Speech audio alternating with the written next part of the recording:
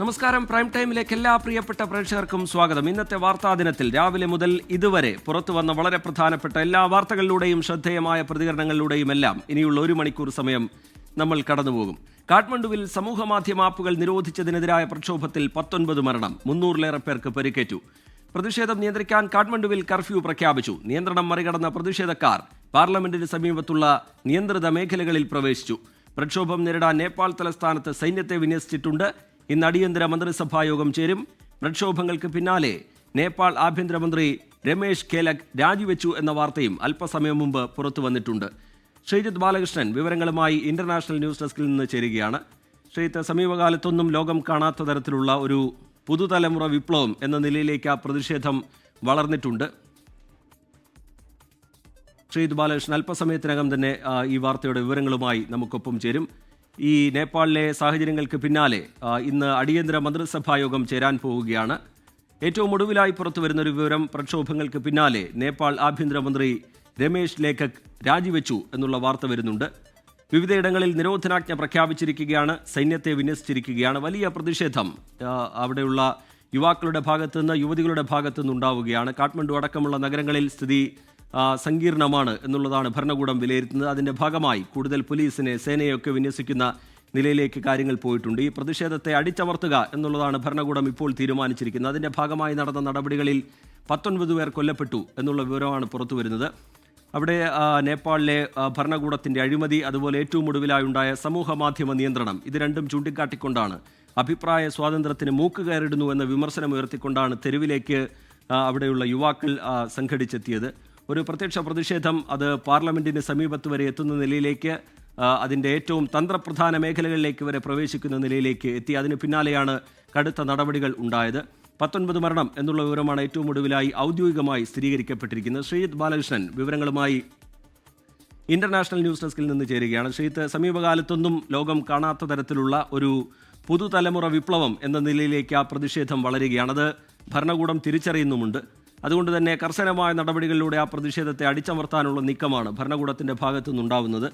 ഏറ്റവും ഒടുവിലായി സർക്കാരിൻ്റെ ഭാഗത്തു നിന്ന് നടക്കുന്ന നീക്കങ്ങൾ എങ്ങനെ, ഇപ്പോഴുള്ള സാഹചര്യങ്ങളെ ഭരണകൂടം വിലയിരുത്തുന്നത് എങ്ങനെ, കൂടുതൽ മേഖലകളിലടക്കം സുരക്ഷ വർദ്ധിപ്പിക്കുന്നത് എങ്ങനെ? ശ്രീജിത്ത്, ടി.കെ. സമീപകാലത്തൊന്നും ഒരുപക്ഷെ നേപ്പാളിന്റെ രാഷ്ട്രീയ ചരിത്രത്തിൽ ഇങ്ങനെയൊരു സംഭവം ഉണ്ടായിട്ടില്ല. ഇതിന് അപൂർവ സംഭവം എന്ന് വിശേഷിപ്പിക്കേണ്ടി വരും. കാരണം ലോക ചരിത്രത്തിൽ തന്നെ ഒരുപക്ഷെ ഈ ജെൻസി ആ രൂപത്തിലുള്ള ആളുകൾ, അതായത് 12 വയസ്സ് മുതൽ 30 വയസ്സ് വരെയുള്ള ആളുകൾ വിപ്ലവം നയിക്കുക, സർക്കാരിനെതിരെ പ്രക്ഷോഭം നയിക്കുക എന്നുള്ളത് വളരെ അത്യപൂർവമായ കാര്യമാണ്. അതിലേക്കാണ് നേപ്പാൾ ഇന്ന് പകൽ മുഴുവൻ നീണ്ടുനിന്നത്. അതിനെ ഒരുപക്ഷെ ഈ നേപ്പാളിലെ സോഷ്യൽ മീഡിയ പ്ലാറ്റ്ഫോമുകൾ, ഏതാണ്ട് 26 സോഷ്യൽ മീഡിയ പ്ലാറ്റ്ഫോമുകൾക്ക് സർക്കാർ നിയന്ത്രണവും നിരോധനവും ഏർപ്പെടുത്തിയതിന് പിന്നാലെയാണ് പ്രക്ഷോഭം രൂക്ഷമായത്. നേപ്പാളിൽ ഏതാണ്ട് 15 ദശലക്ഷത്തോളം ആളുകൾ സോഷ്യൽ മീഡിയ പ്ലാറ്റ്ഫോം ഉപയോഗിക്കുന്നത് നമുക്കറിയാവുന്ന പോലെ തന്നെ അതിൽ ഫേസ്ബുക്കും മെറ്റയും അടക്കമുള്ള എല്ലാ സാധ്യതകളും, യൂട്യൂബ് അടക്കമുള്ള എല്ലാ സോഷ്യൽ മീഡിയ പ്ലാറ്റ്ഫോമുകളും എല്ലാവരും ഉപയോഗിക്കുന്നുണ്ട്. അവിടെ ഏതാണ്ട് 13 ദശലക്ഷത്തോളം ആളുകളാണ് ഉപയോഗിക്കുന്നത്.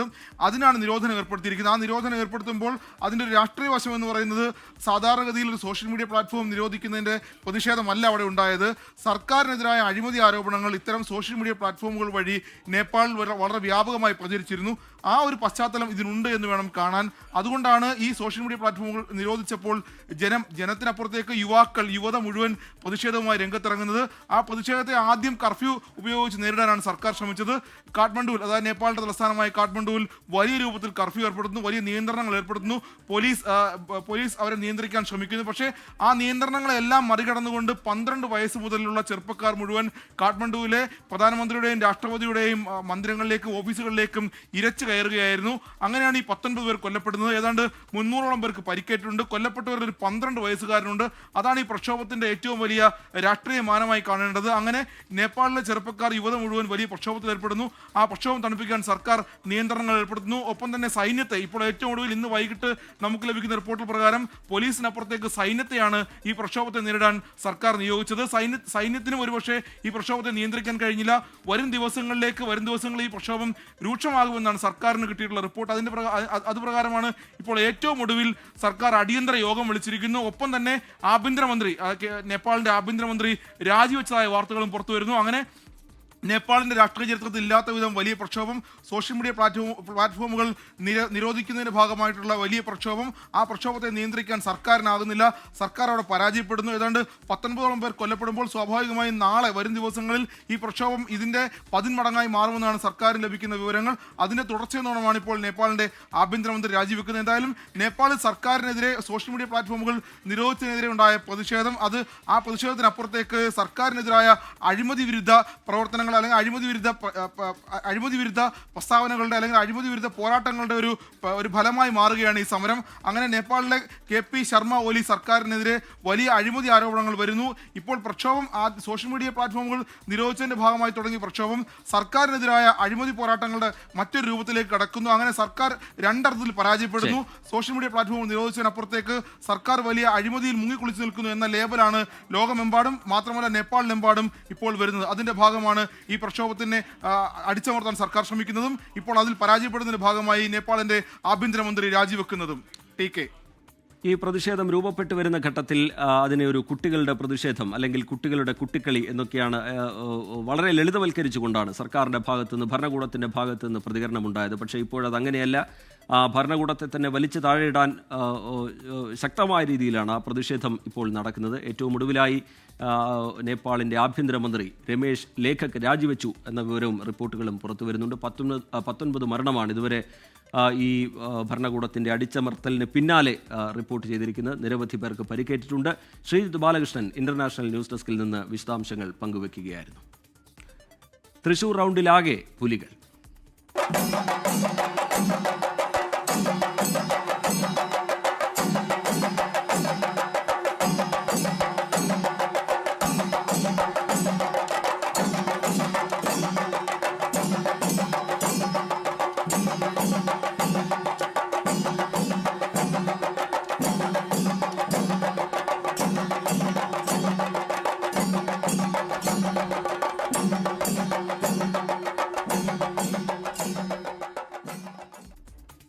തൃശൂരിൽ കെട്ടടങ്ങാതെ പുലികളി ആവേശം.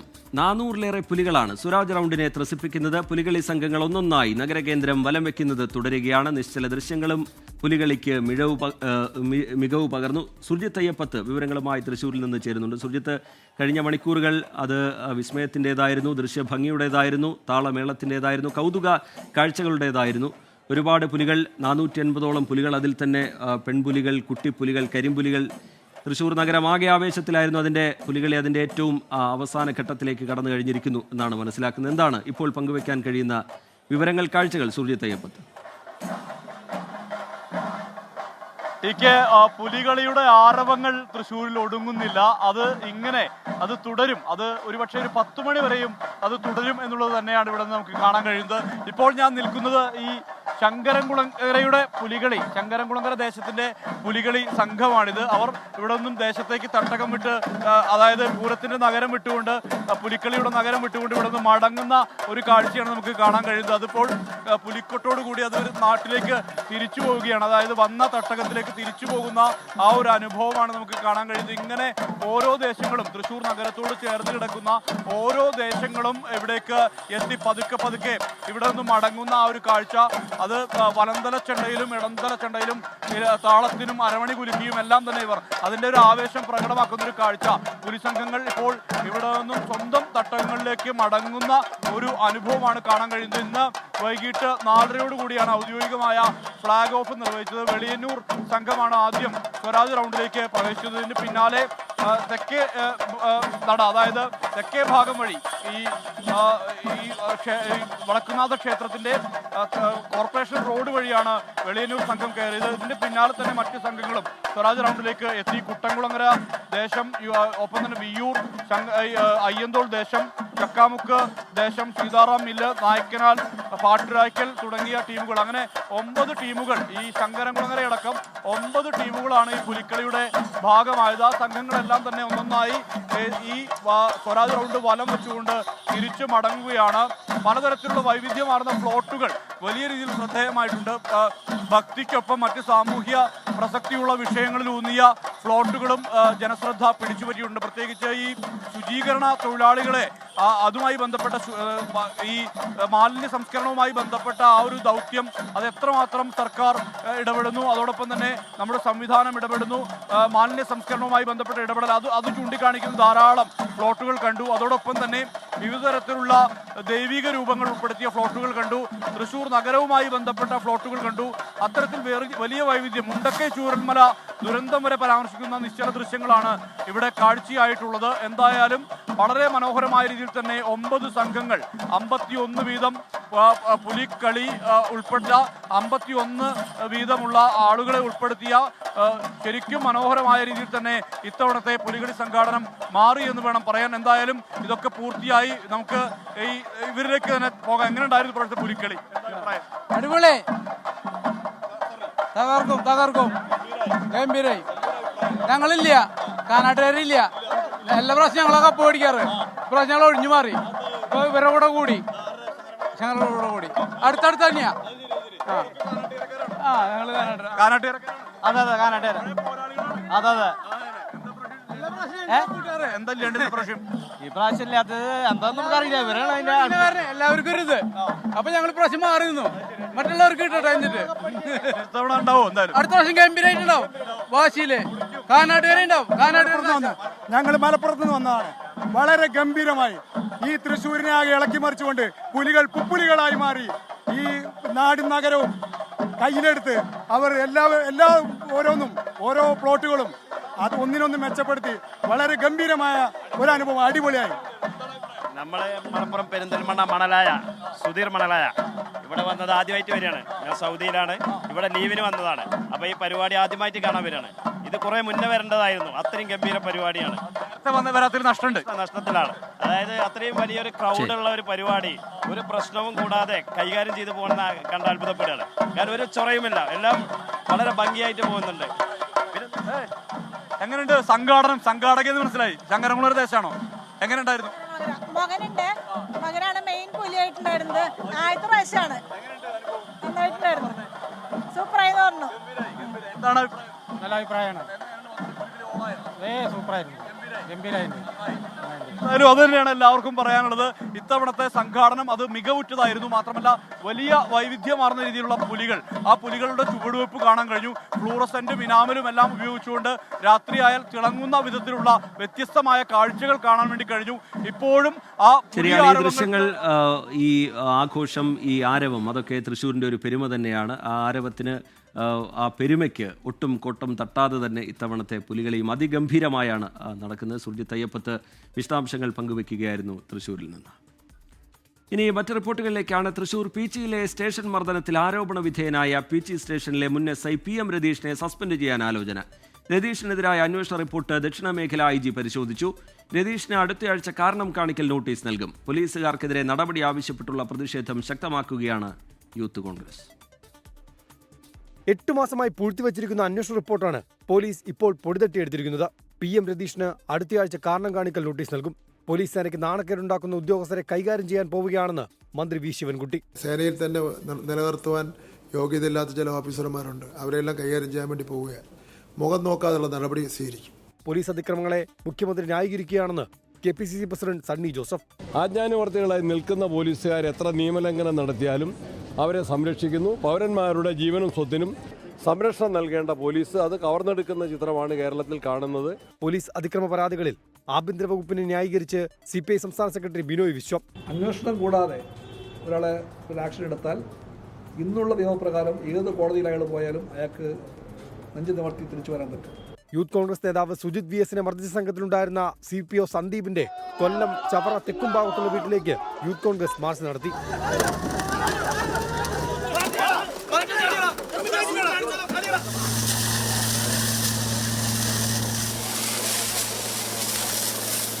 പാലക്കാട് SP ഓഫീസിലേക്കും യൂത്ത് കോൺഗ്രസ് പ്രവർത്തകർ ഇന്ന് മാർച്ച് നടത്തി. സെക്രട്ടേറിയറ്റിലേക്ക് കോൺഗ്രസ് നടത്തിയ മാർച്ച് സംഘർഷത്തിൽ കലാശിച്ചു. ബ്യൂറോകൾക്കൊപ്പം ന്യൂസ് ഡെസ്ക് 24. കസ്റ്റഡി മർദ്ദന ആരോപണങ്ങളിൽ ആലപ്പുഴ ഡിവൈഎസ്പി മധു ബാബുവിനെ സംരക്ഷിച്ചത് സേനയിലെ ഉന്നത ഉദ്യോഗസ്ഥർ. ആരോപണങ്ങളും പരാതികളും നിലനിൽക്കെ മധു ബാബുവിനെ SP ആക്കി സ്ഥാനക്കയറ്റം നൽകാനും നീക്കമുണ്ടായി. SFI മുൻ നേതാവിനെ കസ്റ്റഡിയിൽ മർദ്ദിച്ച സംഭവത്തിൽ ഗുരുതര പരാമർശമുള്ള ആഭ്യന്തര അന്വേഷണ റിപ്പോർട്ടിൽ ഒരു നടപടിയും ഉണ്ടായില്ല.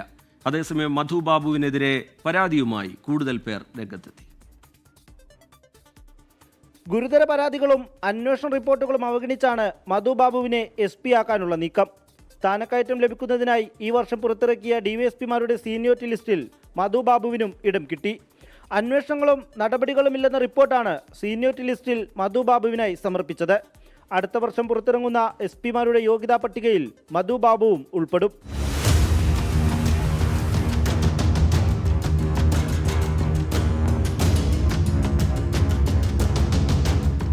പത്തനംതിട്ടയിലെ SFI മുൻ നേതാവിനെ കസ്റ്റഡിയിൽ മർദ്ദിച്ചതിൽ മധു ബാബുവിനെതിരെ ഗുരുതര പരാമർശങ്ങളുള്ള ആഭ്യന്തര അന്വേഷണ റിപ്പോർട്ടാണ് ഒരു നടപടിയും എടുക്കാതെ പോലീസ് ആസ്ഥാനത്ത് പൂഴ്ത്തിയത്. മധു ബാബു സ്ഥിരമായി കസ്റ്റഡി മർദ്ദനം നടത്തുന്ന ഉദ്യോഗസ്ഥനാണെന്നാണ് മുൻ SP ഹരിശങ്കറിന്റെ റിപ്പോർട്ട്. ക്രമസമാധാന ചുമതലയിൽ നിന്ന് മധു ബാബുവിനെ മാറ്റി നിർത്തണമെന്നും റിപ്പോർട്ടിൽ ശുപാർശയുണ്ട്. പോലീസ് ആസ്ഥാനത്തെ ഉന്നത ഉദ്യോഗസ്ഥനാണ് മധു ബാബുവിനെ സംരക്ഷിച്ചതെന്നാണ് ആരോപണം. മധുബാബുവിനെ പോലെ നിരവധി ക്രിമിനൽ കേസിൽ ശിക്ഷിക്കപ്പെടുകയും നിരവധി ക്രിമിനൽ കേസിൽ പ്രതിയാവുകയും ചെയ്തിട്ടുള്ള ഈ അന്വേഷണ ഉദ്യോഗസ്ഥനെ സംരക്ഷിച്ചുകൊണ്ടിരിക്കുന്നത് ഉയർന്ന നിലവാരത്തിലുള്ള ഉദ്യോഗസ്ഥരാണ്. മധു ബാബുവിനെതിരെ പരാതിയുമായി തൊടുപുഴ സ്വദേശി മുരളീധരൻ രംഗത്തെത്തി. തൊടുപുഴ DYSP ആയിരിക്കെ ക്രൂരമായി മർദ്ദിച്ചുവെന്നാണ് പരാതി. മുരളീധരനെ മധു ബാബു തെറി വിളിക്കുന്നതും മർദ്ദിക്കുന്നതിന്റെയും ശബ്ദരേഖ പുറത്തായി. തെളിവുകൾ മുരളീധരൻ ഹൈക്കോടതിയിൽ ഹാജരാക്കി.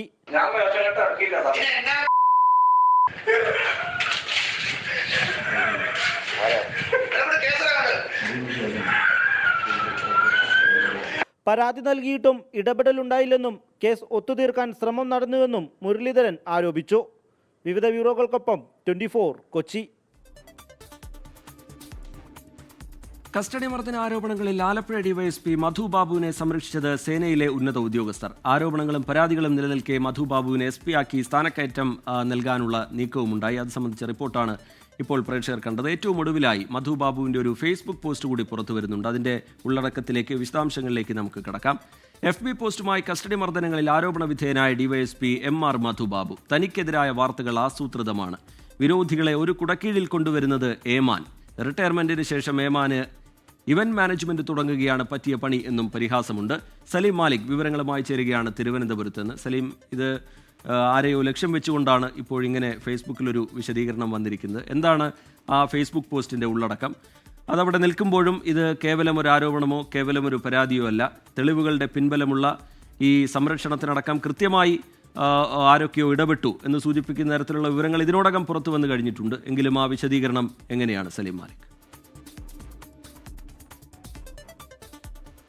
റിജിത്ത്, മധുബാബുവിനെതിരെ DYSP മധുബാബുവിനെതിരെയുള്ള പരാതി ഒരു കോണിൽ നിന്ന് മാത്രമല്ല, അതിനൊപ്പം തന്നെ നിരവധി തെളിവുകൾ അതുമായി ബന്ധപ്പെട്ട പുറത്തു വന്നിട്ടുണ്ട്. ഒപ്പം തന്നെ മധുബാബുവിനെ സഹായിക്കാൻ പോലീസിലെ തന്നെ ഉന്നത ഉദ്യോഗസ്ഥർ ശ്രമം നടത്തിയതിൻ്റെ തെളിവുകൾ പുറത്തു വന്നിട്ടുണ്ട്. അന്വേഷണ റിപ്പോർട്ട് പൂഴ്ത്തിയതിൻ്റെ തെളിവുകൾ പുറത്തു വന്നിട്ടുണ്ട്. അങ്ങനെ നിരവധി തെളിവുകൾ മധുബാബുവിനെതിരെ പുറത്തു വരുമ്പോഴാണ് ഈ ഘട്ടത്തിൽ ഒരു വിശദീകരണവുമായി ഫേസ്ബുക്കിലൂടെ ഒരു വിശദീകരണം നടത്തിയിരിക്കുന്നത്. തനിക്കെതിരായ വാർത്തകൾ ആസൂത്രിതമെന്നാണ് DYSP മധുബാബു പറയുന്നത്. വിരോധികളെ ഒരു കുടക്കീഴിൽ കൊണ്ടുവരുന്നത് ഏമാനാണ് എന്നുള്ളതാണ്. ഒരു മുതിർന്ന ഉദ്യോഗസ്ഥനെ ലക്ഷ്യം വെച്ചുകൊണ്ടാണ് ആ ഫേസ്ബുക്ക് പോസ്റ്റ് പറയുന്നത്. പത്തനംതിട്ടയിൽ തന്നെയുള്ള മുതിർന്ന ഉദ്യോഗസ്ഥനാണ് അദ്ദേഹം ലക്ഷ്യം വെച്ചിരിക്കുന്നത് എന്നുള്ളതാണ് സൂചന. ഓരോരുത്തരെയായി ഓരോ ദിവസമായി രംഗത്തിറക്കുകയാണ്. ഇന്നും നാളെയുമായി കൂടുതൽ പേരെ രംഗത്തിറക്കാനും കൂടുതൽ പേർ പരാതിയുമായി വരാനുമുള്ള സാധ്യതയുണ്ട്. എന്തായാലും തൻ്റെ പല ജില്ലകളിലുള്ള വിരോധികളെ കണ്ടെത്തി ഒരു കുടക്കീഴിൽ കൊണ്ടുവരികയാണ് ചെയ്യുന്നത്. അതിനായി ഒരു കോർഡിനേറ്റർ എന്ന നിലയിലാണ് ഏമാൻ പ്രവർത്തിക്കുന്നത്. റിട്ടയർമെൻറ്റിന് ശേഷം അദ്ദേഹത്തിന് ഇവന്റ് മാനേജ്മെന്റ് ബിസിനസ് തുടങ്ങുകയാണ് പറ്റിയ പണി എന്നുള്ളതാണ് മധുബാബു ഫേസ്ബുക്കിൽ കുറിച്ചിരിക്കുന്നത്. അതായത് ഒരു തനിക്കെതിരെയുള്ള ആരോപണങ്ങളൊക്കെ നിരവധി തെളിവുകളടക്കം ആരോപണങ്ങൾ പുറത്തു വരുമ്പോൾ, അന്വേഷണ റിപ്പോർട്ട് ഉൾപ്പെടെ പുറത്തു വരുമ്പോൾ, ഒരു ഘട്ടത്തിൽ അദ്ദേഹം ഈ കസ്റ്റഡി മർദ്ദനം ഉൾപ്പെടെയുള്ള വിഷയങ്ങളിൽ കോടതി ശിക്ഷിച്ചു എന്ന തെളിവടക്കം പുറത്തു വരുമ്പോഴാണ് ഈ വിശദീകരണം എന്നുള്ളത് കൊണ്ട് തന്നെ അത് ആരെ ഉദ്ദേശിച്ചാണ്, അത് ഏത് സാഹചര്യത്തിലാണ് എന്നുള്ളതാണ് ഇനി നമുക്കറിയേണ്ടത്. റിജിത്ത്. ശരി, സലീം മാലിക് തിരുവനന്തപുരത്ത് നിന്ന് വിശദാംശങ്ങൾ പങ്കുവയ്ക്കുകയായിരുന്നു. ഇങ്ങനെ ഈ ആരോപണങ്ങൾക്ക് പിന്നാലെ ഒരു പോലീസ് ഉദ്യോഗസ്ഥൻ തന്നെ ഇതിന് പിന്നിൽ ആരോ പ്രവർത്തിച്ചിട്ടുണ്ട് എന്ന് സൂചിപ്പിച്ചുകൊണ്ടൊരു ഫേസ്ബുക്ക് പോസ്റ്റ് ഇടുന്ന നിലയിലേക്കാണ് ഇപ്പോൾ കാര്യങ്ങൾ പോയിരിക്കുന്നത്. മുഖ്യമന്ത്രി അടക്കമുള്ളവരുടെ പ്രതികരണം എന്തുകൊണ്ട് ഉണ്ടാകുന്നില്ല എന്നുള്ള ചോദ്യം പ്രതിപക്ഷം അതിശക്തമായി ഉയർത്തുന്ന ഒരു ഘട്ടം കൂടിയാണ്. സലീം മാലിക് അതിന്റെ വിശദാംശങ്ങൾ പങ്കുവയ്ക്കുകയായിരുന്നു. ഏറ്റവും ഒടുവിലായി പുറത്തുവരുന്ന 2 വിവരങ്ങൾ കൂടി പ്രേക്ഷകരെ അറിയിക്കാം. അത് ഒന്ന് കൊല്ലത്ത് നിന്നുള്ള ഒരു അപകട വാർത്തയാണ്. അവിടെ ഓയൂരിൽ ബസ്സുകൾ കൂട്ടിയിടിച്ച് അപകടമുണ്ടായി. KSRTC ബസ്സും സ്വകാര്യ ബസ്സുമാണ് കൂട്ടിയിടിച്ചത്. 2 ബസ്സുകളിലുമായി 40ഓളം യാത്രക്കാർ ഉണ്ടായിരുന്നു. പക്ഷേ നിസാര പരിക്ക് എന്നുള്ളതാണ്. അങ്ങനെ ആശങ്കപ്പെടേണ്ട കാര്യമില്ല. പരിക്കേറ്റവരെ സമീപത്തെ ആശുപത്രിയിലേക്ക് മാറ്റിയിട്ടുണ്ട്. മറ്റൊരു വിവരം കായിക ലോകത്ത് നിന്നാണ്. കാഫ നേഷൻസ് കപ്പ് ഫുട്ബോളിൽ ഇന്ത്യക്ക് 3-ാം സ്ഥാനം. റാങ്കിങ്ങിൽ മുന്നിലുള്ള ഒമാനെ തോൽപ്പിച്ചിരിക്കുന്നു. ഇതോടുകൂടി ഇന്ത്യക്ക് വെങ്കലം സ്വന്തമാക്കാൻ കഴിയുന്നു. ഇന്ത്യ ഒമാനെ തോൽപ്പിക്കുന്നത് ചരിത്രത്തിൽ ആദ്യമായാണ് എന്ന പ്രത്യേകത കൂടി ഉണ്ട്. മറ്റൊരു റിപ്പോർട്ടിലേക്ക്. 5 വർഷം മുമ്പ് വനംവകുപ്പ് ഉദ്യോഗസ്ഥരുടെ ക്രൂരമർദ്ദനത്തിനിരയായി എന്ന് നിലമ്പൂർ അകമ്പാടം സ്വദേശി ബൈജു ആൻഡ്രൂസ് മുഖ്യമന്ത്രിക്കും വനമന്ത്രിക്കും പരാതി നൽകി.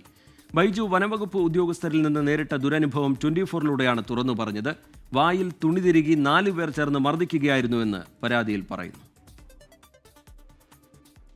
പൊതുപ്രവർത്തകനായ ബൈജു ആൻഡ്രൂസിന്റെ സുഹൃത്തിനെ മാനിനെ വെടിവെച്ച കേസിൽ 2020 വനംവകുപ്പ് കസ്റ്റഡിയിലെടുത്തിരുന്നു. ഇതേ കേസിൽ അകമ്പാടം ഫോറസ്റ്റ് സ്റ്റേഷനിലേക്ക് കൊണ്ടുപോയ ബൈജുവിനെ എന്തിന് കസ്റ്റഡിയിലെടുത്തു എന്ന വിവരം പോലും അറിയിക്കാതെ ക്രൂരമായി മർദ്ദിച്ചുവെന്ന് അദ്ദേഹം 24നോട് പറഞ്ഞു. അവരുടെ റൂമിൻ്റെ ഉള്ളിലേക്ക് തള്ളിയിട്ടിട്ട് ഒരു കട്ടിലിനകത്തോട്ട് കൊണ്ട് എന്നെ കട്ടിലേക്ക് മറിച്ചിട്ട് എന്നെ ഭയങ്കരമായിട്ട് ഉപദ്രവിച്ചിട്ടുണ്ട്. എൻ്റെ തലക്കടിക്കുകയും എന്നെ വളകടിക്കുകയും കുനിച്ചുരുത്തി എന്നെ എൻ്റെ മുതുകത്ത് ഇടിക്കുകയും ഒക്കെ ചെയ്തിട്ടുണ്ട്. ആ സമയത്ത് അവിടെ ഒരു കിടന്ന ഒരു തടിക്കഷ്ണം ഉപയോഗിച്ചിട്ട് ഇവരെന്റെ തലയ്ക്ക് ഇടിക്കുകയും ഒക്കെ ചെയ്തിട്ടുണ്ട്. മർദ്ദിച്ച 3 വനംവകുപ്പ് ഉദ്യോഗസ്ഥർക്കെതിരെയും അകമ്പാടം ഫോറസ്റ്റ് സ്റ്റേഷനിലെ ഡ്യൂട്ടിയിലുണ്ടായിരുന്ന പോലീസുകാരനെതിരെയും നടപടി ആവശ്യപ്പെട്ട് മുഖ്യമന്ത്രിക്കും വനം മന്ത്രിക്കും ബൈജു പരാതി നൽകി. മർദ്ദിച്ചതിനെ തുടർന്ന് അന്ന് ബോധം പോയിരുന്നു. ശേഷം ഡോക്ടർ എത്തി മരുന്ന് നൽകി. കോടതിയിൽ പേടിച്ചിട്ടാണ് ഒന്നും പറയാത്തതെന്നും ബൈജു.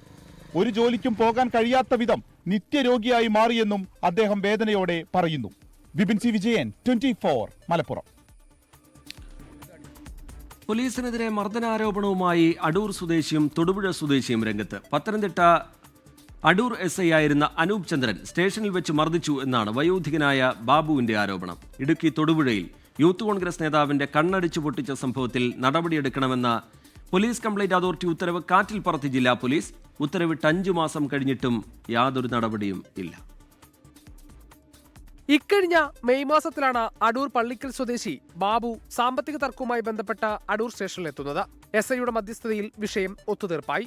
തുടർന്ന് പരാതികളൊന്നുമില്ലെന്ന് എഴുതി നൽകാൻ ആവശ്യപ്പെട്ട സ്റ്റേഷനിൽ വിളിച്ചപ്പോൾ SI അനൂപ് ചന്ദ്രൻ ഒരു കാരണവുമില്ലാതെ മർദ്ദിച്ചെന്നും ജാതി അധിക്ഷേപം നടത്തിയെന്നുമാണ് ബാബുവിന്റെ പരാതി. പല പ്രാവശ്യം കൈയോങ്ങി അടിക്കാൻ വരികയും പക്ഷേ അത് CCTV അവിടെ ഉണ്ടെന്നുള്ള തിരിച്ചറിവ് കൊണ്ടോ എന്തോ അദ്ദേഹം അത് ചെയ്യാതെ എന്നെ തൊഴിക്കുകയായിരുന്നു. ബൂട്ടിട്ട കാൽ കൊണ്ട് എൻ്റെ ഇടത് കാലിൽ തൊഴിക്കുകയും തൽഫലമായി മുറിവ് പറ്റുകയും അന്ന് തന്നെ ഗവൺമെൻറ് ഹോസ്പിറ്റൽ അടൂരിൽ ഞങ്ങൾ ചികിത്സ തേടുകയും പിന്നെ പിറ്റേന്ന് പരാതി കൊടുക്കുകയാണ് ചെയ്തിട്ടുണ്ടാവുക. വിഷയത്തിൽ മുഖ്യമന്ത്രിക്ക് പരാതി നൽകിയെങ്കിലും ഇതുവരെ ഒരു തുടർ നടപടി ഉണ്ടായിട്ടില്ലെന്നും ബാബു പറയുന്നു.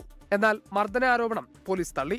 അതേസമയം ഇടുക്കി തൊടുപുഴയിൽ യൂത്ത് കോൺഗ്രസ് നേതാവിന്റെ കണ്ണടിച്ചു പൊട്ടിച്ച സംഭവത്തിൽ കർശന നടപടിയെടുക്കണമെന്ന പോലീസ് കംപ്ലയിന്റ് അതോറിറ്റി ഉത്തരവ് നടപ്പായില്ല. 1 മാസത്തിനുള്ളിൽ നടപടിയെടുക്കാനാണ് പോലീസ് കംപ്ലയിന്റ്സ് അതോറിറ്റി ഉത്തരവിട്ടത്. 5 മാസം കഴിഞ്ഞിട്ടും നടപടിയെടുക്കുന്നില്ല. ഇങ്ങനെ പട്ടികജാതിക്കാരനായിട്ടുള്ള ഒരാളെ യാതൊരു കാരണവും ഇല്ലാതെ മർദ്ദിക്കുക എന്ന് പറയുന്നത് ഒരിക്കലും അംഗീകരിക്കാൻ പറ്റാത്തൊരു കാര്യമാണ് ഞങ്ങളെ സംബന്ധിച്ചിടത്തോളം. അങ്ങനെയുള്ള ഒരാളെ ഈ സർവീസിൽ തുടരാൻ അനുവദിക്കരുത്. അദ്ദേഹത്തെ പിരിച്ചുവിടണം എന്ന് തന്നെയാണ് ഞങ്ങളുടെ ആവശ്യം. കാഴ്ച നഷ്ടപ്പെട്ട കണ്ണുമായി നിയമപോരാട്ടം തുടരുകയാണ് യൂത്ത് കോൺഗ്രസ് തൊടുപുഴ നിയോജക മണ്ഡലം പ്രസിഡന്റ് ബിലാൽ സമദ്. 24 പത്തനംതിട്ട. പോലീസിനെതിരായ പ്രചാരണം ആസൂത്രിതമെന്ന് CPIM നേതാവ് EP ജയരാജൻ. സേനയിലെ എല്ലാവരും സർക്കാരിന്റെ പ്രതിച്ഛായ സംരക്ഷിക്കാൻ നടക്കുന്നവരല്ല. ദൃശ്യങ്ങൾ മാത്രം നോക്കി നടപടിയെടുക്കാൻ കഴിയില്ല. മുമ്പുണ്ടായ സംഭവത്തെ ഇപ്പോൾ നടന്ന രീതിയിൽ പ്രചരിപ്പിക്കുന്നു. ദൃശ്യങ്ങൾ പുറത്തു വന്നപ്പോൾ തന്നെ നടപടി സ്വീകരിച്ചിട്ടുണ്ട്. ചട്ടങ്ങളും നിയമങ്ങളും അനുസരിച്ച് മാത്രമേ നടപടിയെടുക്കാൻ സാധിക്കുകയുള്ളൂ. അല്ലാതെ തല്ലാനോ തൂക്കിക്കൊല്ലാനോ കഴിയില്ലല്ലോ എന്നും EP ജയരാജൻ പറഞ്ഞു. 12 കൊല്ലം മുമ്പ് നടന്നിട്ടുള്ള സംഭവം എടുത്തിട്ടാണ് ഇപ്പോൾ ചാനലുകളിലൂടെ പ്രത്യക്ഷപ്പെട്ടിട്ട് ഇപ്പോൾ നടന്നതുപോലെ പ്രചരിപ്പിക്കുന്നത്. ഏതെങ്കിലും ഒരു പോലീസ് സ്റ്റേഷനിൽ ഒരു സംഭവം നടന്നു, അതാണ് കേരളത്തിലെ പോലീസ് നയം എന്ന് പറയാവോ? ഒരു ദൃശ്യത്തിൻ്റെ മേലെ മാത്രം നമ്മൾ നിലപാടെടുക്കാൻ പറ്റില്ല. ഇതൊരു പോലീസ് സേനയാണ്. ആ പോലീസ് സേനക്കകത്ത് നിയമങ്ങളും ചട്ടങ്ങളുമുണ്ട്. അതിനനുസരിച്ച് ഏത് ഗവൺമെൻറ്റിനും പ്രവർത്തിക്കാൻ പറ്റൂ. അവർക്കും അതിന് ചില അവകാശങ്ങളുണ്ട്. ഇത് പൂർണ്ണമായും ഇത്തരത്തിൽ മാധ്യമങ്ങളെല്ലാം ഉപയോഗിച്ചുകൊണ്ട് ഈ ഗവൺമെൻറ്റിനെ കളങ്കപ്പെടുത്താനുള്ള നീക്കം നടക്കുന്നുണ്ടെന്നുള്ളത് വസ്തുതയാണ്. കോഴിക്കോട് ഹണി ട്രാപ്പ് തട്ടിപ്പിൽ 3 പേർ അറസ്റ്റിൽ. ആലപ്പുഴ സ്വദേശി ഗൗരി നന്ദ, തിരൂരങ്ങാടി സ്വദേശികളായ അൻസിന, മുഹമ്മദ് അഫീഖ് എന്നിവരാണ് കുന്നമംഗലം പോലീസിന്റെ പിടിയിലായത്. നഗ്ന വീഡിയോ വീട്ടുകാർക്ക് അയച്ചു കൊടുക്കുമെന്ന് പറഞ്ഞ് ഭീഷണിപ്പെടുത്തി 1,35,000 രൂപയാണ് ഇവർ തട്ടിയെടുത്തത്. മിഥില ബാലൻ വിവരങ്ങളുമായി ചേരുന്നുണ്ട് കോഴിക്കോട്ട് നിന്ന്. മിഥില, എന്താണ് പോലീസ് ഇതുമായി ബന്ധപ്പെട്ട് കൂടുതലായി വിശദീകരിക്കുന്നത്? ഇവർ പിടിയിലായത് എങ്ങനെ മിഥില? ശ്രീജിത്ത്, ഗൗരി നന്ദ ആലപ്പുഴ സ്വദേശിയാണ്. ഗൗരി നന്ദ സോഷ്യൽ മീഡിയ വഴിയാണ് ഈ യുവാവിനെ പരിചയപ്പെടുന്നത്. മറ്റ് 2 പ്രതികൾ, അതായത് തിരൂരങ്ങാടി സ്വദേശികളായ അൻസിനയുടെ ഭർത്താവാണ് മുഹമ്മദ് അഫീഫ്. ഇവരെ 2 പേരെയും ഈ ഗൗരി നന്ദ പരിചയപ്പെടുന്നത് ട്രെയിനിൽ വെച്ചാണ് ഈ യുവാവിനെ ഇത്തരത്തിൽ ഹണി ട്രാപ്പിൽ കൊടുക്കുന്നതുമായി ബന്ധപ്പെട്ട ഒരു ആസൂത്രണം നടക്കുന്നത്. അതുപ്രകാരം യുവാവിനെ വീട്ടിലേക്ക് വിളിച്ചു വരുത്തുന്നു. അതായത് മടവൂരിലെ വീട്ടിലേക്കാണ് ഈ യുവാവിനെ വിളിച്ചു വരുത്തുന്നത്. മടവൂരിലെ വീട്ടിലേക്ക് വിളിച്ചു വരുത്തിയതിന് ശേഷം വിവസ്ത്രനാക്കി ഇയാളുടെ കയ്യിലുണ്ടായിരുന്ന ഫോൺ തട്ടിപ്പറിച്ചെടുത്ത് ആ ഫോണിൽ നിന്ന് 1,35,000 രൂപ പ്രതികളിൽ ഒരാളുടെ അക്കൗണ്ടിലേക്ക് മാറ്റുകയായിരുന്നു. ഇത് മാത്രമല്ല, ഇതിന് പുറമെ 10,000 രൂപ കൂടി ഈ പരാതിക്കാരനിൽ നിന്നും ഈ പ്രതികൾ പിടിച്ചു വാങ്ങിയിട്ടുണ്ട്. ഈ സംഭവത്തിന് പിന്നാലെ ഈ വിവസ്ത്രനാക്കിയെടുത്ത ഫോട്ടോ കാണിച്ച് ബന്ധുക്കൾക്ക് അയച്ചു കൊടുക്കുമെന്ന് പറഞ്ഞ് ഭീഷണിപ്പെടുത്തി. അങ്ങനെ ഭീഷണിപ്പെടുത്തി 25 ലക്ഷം രൂപ ആവശ്യപ്പെട്ടു ഈ പ്രതികൾ. ഇതിന് പിന്നാലെയാണ് ഈ യുവാവ് കുന്നമംഗലം പോലീസിൽ പരാതിയുമായി എത്തിയത്. ഈ പരാതിയെ തുടർന്ന് നടത്തിയ അന്വേഷണത്തിൽ ഇന്ന് വൈകിട്ടാണ് ഈ 3 പ്രതികളെയും കോഴിക്കോട് നഗരത്തിൽ വെച്ച് കുന്നമംഗലം പോലീസ് അറസ്റ്റ് ചെയ്തിട്ടുള്ളത്. ശ്രീജിത്ത്. ശരി, മിഥില ബാലൻ കോഴിക്കോട്ട് നിന്ന് വിശദാംശങ്ങൾ പങ്കുവയ്ക്കുകയായിരുന്നു. ഉപരാഷ്ട്രപതി തെരഞ്ഞെടുപ്പ് നാളെ. തെരഞ്ഞെടുപ്പിൽ നിന്നും വിട്ടുനിൽക്കുമെന്ന് BJD അറിയിച്ചു. NDA സ്ഥാനാർത്ഥിയായ CP രാധാകൃഷ്ണനും പ്രതിപക്ഷത്തിന്റെ സംയുക്ത സ്ഥാനാർത്ഥി ജസ്റ്റിസ് B സുദർശൻ റെഡ്ഡിയും തമ്മിലാണ് മത്സരം. രാവിലെ 10 മണി മുതൽ വൈകിട്ട് 5 മണി വരെയാണ് വോട്ടെടുപ്പ്. വൈകിട്ട് 6 മണിക്ക് വോട്ടെണ്ണൽ ആരംഭിക്കും. പ്രധാനമന്ത്രി നരേന്ദ്രമോദി പഞ്ചാബ്, ഹിമാചൽ പ്രദേശ് അംഗങ്ങളോടൊപ്പം രാവിലെ 10 മണിക്ക് തന്നെ വോട്ട് രേഖപ്പെടുത്തും. തെരഞ്ഞെടുപ്പിന് മുന്നോടിയായി NDA അംഗങ്ങൾക്ക് കഴിഞ്ഞ ദിവസവും പ്രതിപക്ഷാംഗങ്ങൾക്ക് ഇന്നും പാർലമെന്റ് സെൻട്രൽ ഹാളിൽ മോക്ക് പോളിംഗ് നടത്തി. NDAയുമായും ഇന്ത്യ സഖ്യവുമായും സമദൂരം പാലിക്കുമെന്നും തെരഞ്ഞെടുപ്പിൽ നിന്നും വിട്ടുനിൽക്കുമെന്നും BJD. The Biju Janata Dal remains equidistant from both NDA and India alliances. തെരഞ്ഞെടുപ്പിൽ ഇന്ത്യ മുന്നണി ഒറ്റക്കെട്ടായി നിൽക്കുമെന്ന UDF കൺവീനർ അടൂർ പ്രകാശ് വ്യക്തമാക്കി. ഇന്ത്യ മുന്നണിയുടെ ഒന്നിച്ച് ഒറ്റക്കെട്ടായി നിന്ന് അതിനെ നേരിടുക എന്നുള്ള തന്ത്രമാണ് ഞങ്ങൾ സ്വീകരിച്ചിട്ടുള്ളത്. ആ തന്ത്രം ഞങ്ങൾ ഇവിടെ നടപ്പാക്കും. രാജ്യസഭയിലെ തെരഞ്ഞെടുക്കപ്പെട്ട 233 അംഗങ്ങളും നാമനിർദ്ദേശം ചെയ്യപ്പെട്ട 12 അംഗങ്ങളും ലോക്സഭയിലെ തെരഞ്ഞെടുക്കപ്പെട്ട 543 അംഗങ്ങളും ഉൾപ്പെട്ട ഇലക്ടറൽ കോളേജിൽ NDAക്കാണ് മുൻതൂക്കം. എന്നാൽ ഇത് പ്രത്യയശാസ്ത്ര പോരാട്ടമെന്നാണ് പ്രതിപക്ഷം വിശേഷിപ്പിക്കുന്നത്. കാലിത്തീറ്റ കേസിൽ ശിക്ഷിക്കപ്പെട്ട ലാലു പ്രസാദ് യാദവിനെ സുദർശൻ റെഡ്ഡി സന്ദർശിച്ച് പിന്തുണ തേടിയതിനെതിരെ BJP രംഗത്ത് വന്നു. 24 ഡൽഹി. ബീഹാർ വോട്ടർ പട്ടിക പരിഷ്കരണത്തിൽ 12ാമത്തെ രേഖയായി ആധാറിനെ ഉൾപ്പെടുത്താൻ സുപ്രീം കോടതി ഉത്തരവ്. തിരിച്ചറിയൽ രേഖ എന്ന നിലയിൽ ഉൾപ്പെടുത്താനാണ് തെരഞ്ഞെടുപ്പ് കമ്മീഷന് നിർദ്ദേശം നൽകിയത്. ആധാർ ഔദ്യോഗിക രേഖയാണെന്ന് സുപ്രീം കോടതി വ്യക്തമാക്കി. ഹർജികൾ അടുത്ത തിങ്കളാഴ്ച വീണ്ടും പരിഗണിക്കും. ബീഹാർ വോട്ടർ പട്ടിക പരിഷ്കരണ പ്രക്രിയയിൽ ആധാർ പരിഗണിക്കണമെന്ന കോടതി നിർദ്ദേശമുണ്ടായിട്ടും ബൂത്ത് ലെവൽ ഓഫീസർമാർ അത് പാലിക്കുന്നില്ല എന്ന് ഹർജിക്കാർ വാദിച്ചു. BLOമാർക്ക് തെരഞ്ഞെടുപ്പ് കമ്മീഷൻ ഇതിനായി നിർദ്ദേശം നൽകുന്നില്ല എന്നും ഹർജിക്കാർ കോടതിയെ അറിയിച്ചു. ഇതോടെയാണ് സുപ്രീം കോടതിയുടെ ഇടപെടൽ. ആധാർ ഔദ്യോഗിക രേഖകളിൽ ഒന്നാണെന്ന് സുപ്രീം കോടതി നിരീക്ഷിച്ചു. SIR പ്രക്രിയയിൽ 12ാമത്തെ രേഖയായി ആധാർ ഉൾപ്പെടുത്താൻ സുപ്രീം കോടതി ഉത്തരവ് നൽകി. തിരിച്ചറിയൽ രേഖ എന്ന നിലയിൽ ഉൾപ്പെടുത്താനാണ് തെരഞ്ഞെടുപ്പ് കമ്മീഷന് കോടതി നൽകിയ നിർദ്ദേശം. പൗരത്വ രേഖയായി ആധാറിനെ പരിഗണിക്കാൻ കഴിയില്ല എന്ന കമ്മീഷന്റെ നിലപാട് സുപ്രീം കോടതി ശരിവെച്ചു. ആധാറിന്റെ ആധികാരികത സംബന്ധിച്ച് പരിശോധന നടത്താനുള്ള അവകാശം ഉദ്യോഗസ്ഥർക്കുണ്ടെന്നും കോടതി അറിയിച്ചു. രാജ്യത്തെ യഥാർത്ഥ പൗരന്മാർക്ക് വോട്ട് ചെയ്യാനുള്ള അവകാശമുണ്ടെന്നും കോടതി നിരീക്ഷിച്ചു. ഈ ഉത്തരവ് പരസ്യപ്പെടുത്തണമെന്നും തെരഞ്ഞെടുപ്പ് കമ്മീഷനോട് കോടതി നിർദ്ദേശിച്ചു. ആധാറിനെ 12ാമത്തെ രേഖയായി ഉൾപ്പെടുത്തണമെന്ന ആവശ്യമാണ് സുപ്രീം കോടതി അംഗീകരിച്ചത്. 24 ഡൽഹി. കൽപ്പറ്റ MLA ടി സിദ്ദീഖിന് ഇരട്ട വോട്ടുണ്ട് എന്ന ആരോപണവുമായി CPIM. തദ്ദേശ തെരഞ്ഞെടുപ്പിന് മുന്നോടിയായി പരിഷ്കരിച്ച വോട്ടർ പട്ടികയിൽ ടി സിദ്ദീഖിന് കോഴിക്കോട് പെരുമണ്ണയിലും കൽപ്പറ്റയിലും വോട്ടുണ്ട് എന്നാണ് ആരോപണം. പെരുമണ്ണയിലെ വോട്ട് നീക്കം ചെയ്യാൻ താൻ തന്നെ ശ്രമം നടത്തിയിരുന്നുവെന്നും ഇപ്പോഴത്തേത് സാങ്കേതിക പ്രശ്നം മാത്രമാണെന്നും ടി സിദ്ദീഖ് വിശദീകരിച്ചു. കോഴിക്കോട് പെരുമണ്ണ 20-ാം വാർഡിലെ വോട്ടറായ ടി സിദ്ദീഖിന് കൽപ്പറ്റ മുനിസിപ്പാലിറ്റിയിലെ ഓണിവയലിലും വോട്ടുണ്ടെന്നാണ് CPIM ആരോപണം. ജനപ്രതിനിധി കൂടിയായ ടി സിദ്ദീഖ് ഇത്തരം കാര്യങ്ങളിൽ മാതൃക കാണിക്കേണ്ടതായിരുന്നുവെന്നും വോട്ടർ പട്ടിക വിശദമായി പരിശോധിക്കുമെന്നും CPIM ജില്ലാ സെക്രട്ടറി K. റഫീഖ് പറഞ്ഞു. സ്വാഭാവികമായിട്ട് വന്നിട്ടുള്ള വോട്ടല്ല, കൽപ്പറ്റയിലെ വോട്ട് അദ്ദേഹം കൂട്ടിച്ചേർത്തതാണ്. സ്വാഭാവികമായിട്ട് കൂട്ടിച്ചേർക്കുമ്പോൾ നിലവിലുണ്ടായിരുന്ന സ്ഥലത്തുള്ള വോട്ട് വെട്ടിക്കൊണ്ടാണ് അദ്ദേഹം ഇവിടെ കൽപ്പറ്റയിലാണ് അദ്ദേഹം കൂട്ടിച്ചേർത്തതെങ്കിൽ വോട്ട് ചേർക്കേണ്ടിയിരുന്നത്. എന്നാൽ അവിടെ നിലനിർത്തുകയും ഇവിടെ വോട്ട് ചേർക്കുകയാണ് ചെയ്തിട്ടുള്ളത്.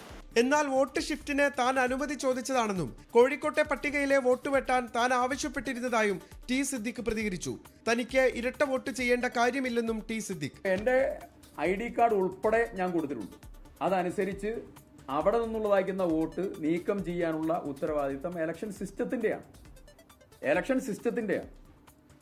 അല്ലാതെ ഞാൻ ഇരട്ട വോട്ട് ചെയ്യാൻ വേണ്ടി 2 വോട്ട് 2 സ്ഥലത്ത് ചേർത്തു എന്ന് ആരോപണം ഉന്നയിക്കാൻ, നരേന്ദ്രമോദിയെ പോലെ ആരോപണം ഉന്നയിക്കാൻ CPM ജില്ലാ സെക്രട്ടറിക്ക് അല്ലാതെ വേറെ ആർക്കും പറ്റില്ല. നേതൃത്വവുമായി കൂടിയാലോചിച്ച് സ്ഥലം MLAയുടെ ഇരട്ട വോട്ട് പരാതിയിൽ തുടർ നടപടികൾ സ്വീകരിക്കാനാണ് CPIM തീരുമാനം.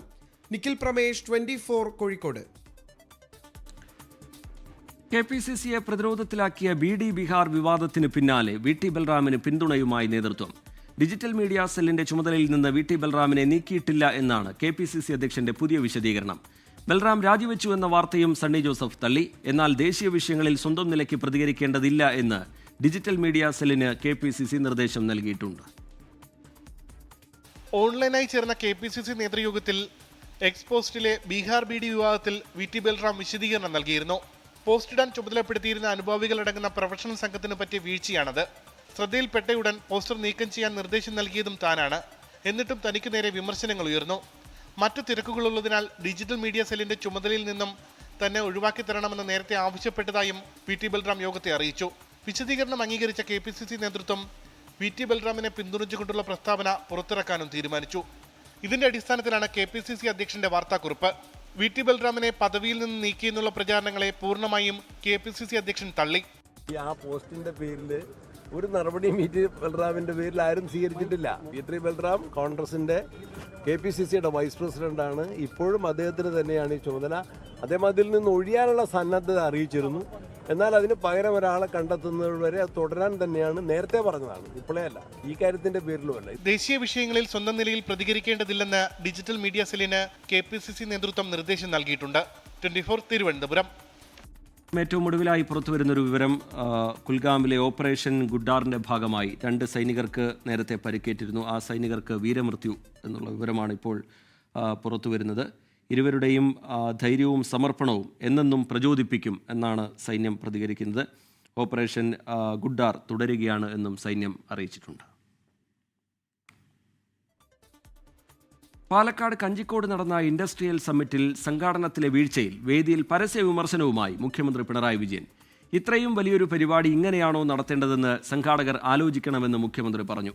താൻ കൂടുതൽ കാര്യങ്ങൾ ഇപ്പോൾ പറയുന്നില്ല എന്നും മുഖ്യമന്ത്രി വ്യക്തമാക്കി. വ്യവസായ വകുപ്പിന്റെ സഹകരണത്തോടെ കഞ്ചിക്കോട് ഇൻഡസ്ട്രിയൽ ഫോറം സംഘടിപ്പിച്ച സമ്മിറ്റിൽ ജില്ലയിൽ നിന്നുള്ള മന്ത്രി K. കൃഷ്ണൻകുട്ടിയെയും VK ശ്രീകണ്ഠൻ MPയെയും ക്ഷണിക്കാത്തത് വിവാദമായി. വ്യവസായ ഇടനാഴി എന്ന സ്വപ്നം പ്രാവർത്തികമാക്കുന്നതിന്റെ മുന്നൊരുക്കത്തിനായാണ് ഇൻഡസ്ട്രിയൽ സമ്മിറ്റ് സംഘടിപ്പിച്ചത്. വ്യവസായ വകുപ്പിന്റെ സഹകരണത്തോടെ കഞ്ചിക്കോട് ഇൻഡസ്ട്രിയൽ ഫോറമാണ് പരിപാടി നടത്തിയത്. മന്ത്രി K. കൃഷ്ണൻകുട്ടിയും VK ശ്രീകണ്ഠൻ MPയെയും പരിപാടിയിലേക്ക് ക്ഷണിച്ചിരുന്നില്ല. ഇതിൽ രണ്ടുപേരും കടുത്ത അതൃപ്തി രേഖപ്പെടുത്തി. ഈ വിവാദത്തിനിടെയാണ് വേദിയിൽ സംഘാടകരെ മുഖ്യമന്ത്രി പരസ്യമായി വിമർശിച്ചത്. എനിക്ക് ചിലത് പറയാൻ തോന്നുന്നുണ്ട്, പക്ഷേ പറയാതെ ഇരിക്കുകയാണ് ഞാൻ. അത്രയും വിപുലമായ ഒരു പരിപാടിയുടെ ആ ഗൗരവത്തിൽ നിങ്ങൾക്കത് ഉൾക്കൊള്ളാൻ കഴിഞ്ഞോ എന്നുള്ള സംശയമാണ് എന്നിൽ നിറഞ്ഞു നിൽക്കുന്നത്. അത്രയേ ഞാനിപ്പോൾ പറയുന്നു. കഞ്ചിക്കോട് പഞ്ചായത്ത് കമ്മ്യൂണിറ്റി ഹാൾ നടന്ന സമ്മിറ്റിൽ വ്യവസായികളുടെ എണ്ണം കുറവായതാണ് മുഖ്യമന്ത്രി ചൊടിപ്പിച്ചത്. ഇത്തരം വീഴ്ചകൾ ആവർത്തിക്കാതിരിക്കാൻ കഴിയുമെന്ന പ്രതീക്ഷ പങ്കുവച്ചാണ് പിണറായി വിജയൻ പ്രസംഗം അവസാനിപ്പിച്ചത്. അതേസമയം പൂർണ്ണമായും വ്യവസായ വകുപ്പിന്റെ പരിപാടി അല്ലെന്നും വീഴ്ചകളുണ്ടെങ്കിൽ പരിശോധിക്കുമെന്നുമാണ് വ്യവസായ വകുപ്പിന്റെ നിലപാട്. 24 പാലക്കാട്.